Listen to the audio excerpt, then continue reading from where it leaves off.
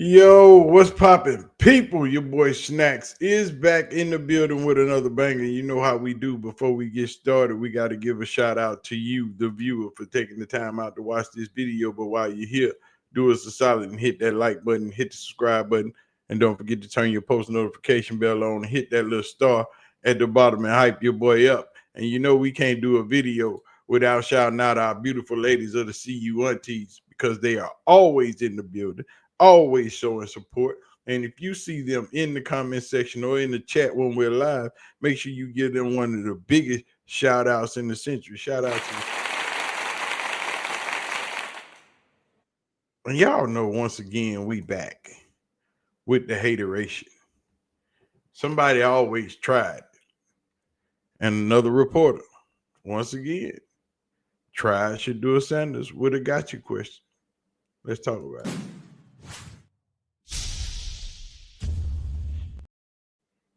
There seems to be always one reporter somewhere in the crowd since Shedeur started for the Cleveland Browns wanting to ask somebody always wanting to try to get him to say the wrong thing because they know that one thing more than likely is going to go viral. But once again, Shedeur Sanders knows how to hold his own.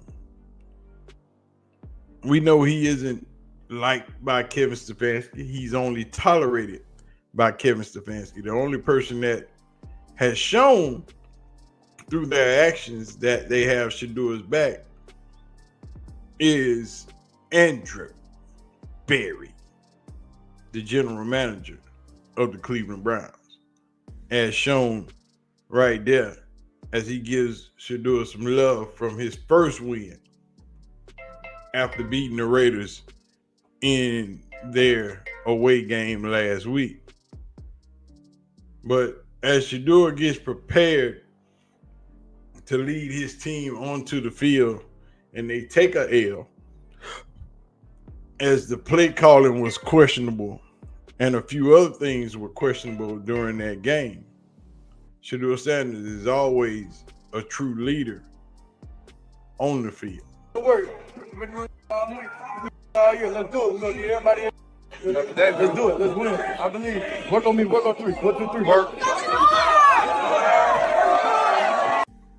As you see in that effort, as Shedeur Sanders leads his teammates onto the field as they get ready to take their first home game in Cleveland with him starting.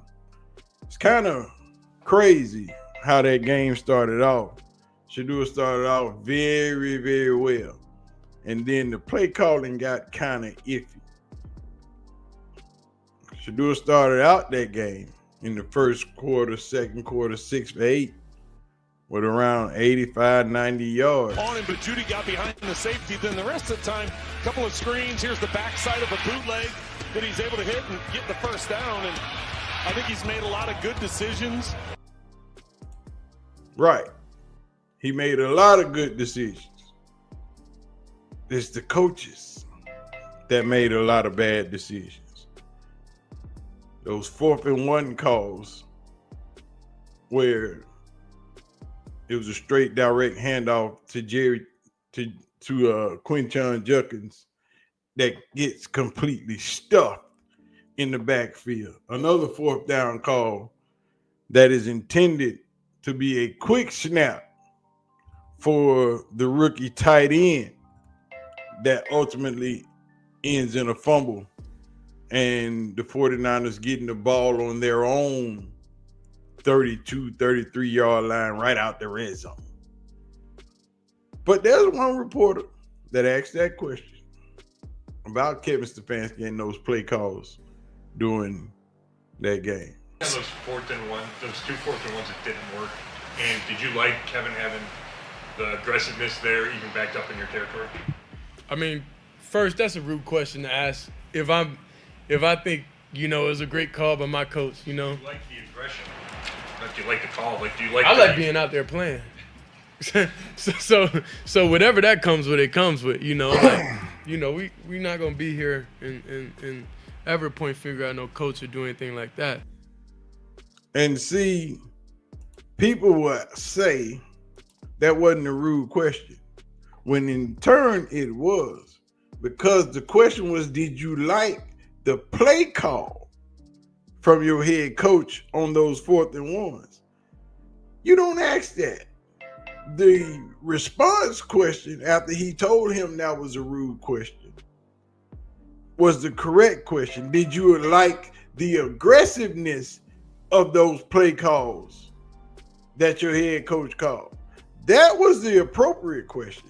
The incorrect question was, did you like the play calls that was called from your head coach? You can't expect him to answer that question. First of all, he's a rookie quarterback. Second of all, he's getting enough crap from Kevin Stefanski, from the media, and everybody else. So you don't ask him a trap question to make him try to slip up. I don't know if the question was intentional, because what I've heard from others is that the reporter that asked that question is a pretty darn good reporter, and they don't think it was any malice intent with that question. But it's the situation that encompasses that question. He was asked a question last week about his supporters and them wanting Kevin Stefanski fired and all the things that surround him and Kevin Stefanski. And then again this week, you ask him another direct question. Did you like the play that your coach called? Not did you like the aggressive play call that was given to you from your coach. It's the wording. People focusing on the wrong thing. The question was inappropriate. The question was wrong. The question was rude. Because you can't expect him, being a rookie quarterback, also being in the situation that he's in, to answer that question directly. He's under enough fire as it is. People are looking for reasons to say, see, this is what he shouldn't be doing. You already had Rex Ryan jumping out the gate a couple of weeks ago, talking about last week, talking about he should have been not I and me, he should have been we and team. When he didn't even say I and me, and people misconstrued that. You listened to what somebody else said and didn't listen to what he said. People hear what they want to hear. People interpret things how they want to interpret. So he cleared all questions and just said, hey, that wasn't right. That was inappropriate. That was rude. And then he rephrased the question into the right manner, which is what he should have done. But they can't keep trying to put him under fire. I understand he got to take the tough questions, and he don't mind taking the tough questions. He will pretty much answer any question that's given. But once you start trying to put him in a situation where he comes under fire, where the coach comes under fire, where the team comes under fire, he got Kevin Stefanski's back, even though Kevin Stefanski doesn't have his back. Because he told that reporter, look, I'm not going to answer no questions about me and my coach and our relationship. We're not going to answer disrespectful questions. When you asking me that question and me wanting me to respond would be disrespectful to my coach and to my teammates. It's not going to happen. Stop trying to get him with the gotcha questions. Just ask the regular questions. Ask about the game. It's all right to ask about the gameplay because that was part of what took place. But the way you word it, the way you phrase it means something. And he ain't going to let you slip up, let you trip him up with the bullcrap questions. And you got to respect it because it is what it is. But y'all let me know what y'all think, man. They got to quit trying to get him with them gotcha questions. Shedeur is on point, and he ain't slipping and he ain't falling. You know what I'm saying? He's starting next week versus Tennessee. Him and Cam Ward, face to face. Really good friends. the number 1 pick versus the 144th pick. Oh boy, that Tennessee team is real, real bad. But I can't wait to see the game because I love it. But we gonna get out of here, man. Y'all make sure y'all answer y'all questions in the comment section. Let's talk about it down there. Let's chop it up. Let me get y'all opinions on them stupid ass questions. But anyway, I'm gonna get out of here. Y'all be easy. I'm gonna holler at y'all. Peace.